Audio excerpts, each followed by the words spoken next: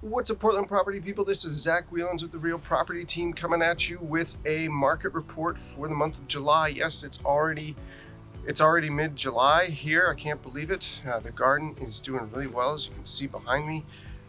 We have already harvested kale and chard and actually making kimchi out of that.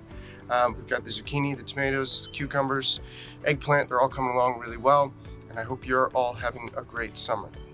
So what are the market conditions here in Portland? Well, it's still a really strong seller's market. Ticked a little bit towards buyers, but not by much. We're seeing a median house price at about $598,000, 598 that is, and even with more inventory as opposed to last month even. Interestingly, I am seeing some price reductions pop up on my MLS feed. In the condo market especially. So interesting development there, but still a very competitive market, at least if you're a buyer to come into Portland.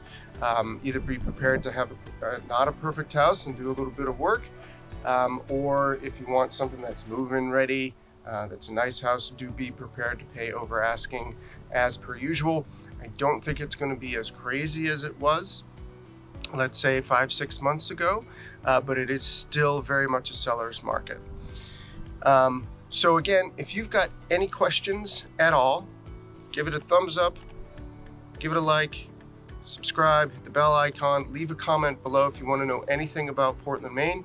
I will be coming up with a new running report. We're going to look at Deering Center, which has got a nice little, it's kind of centered around Deering High School. And then it's got a nice little kind of its own little downtown with a few shops and restaurants that we'll go and take a look at. So be on the lookout for that. And again, this is Zach Wieluns with the Real Property Team. Let me know if you've got any questions. We'd be happy to help. And we'll see you in August.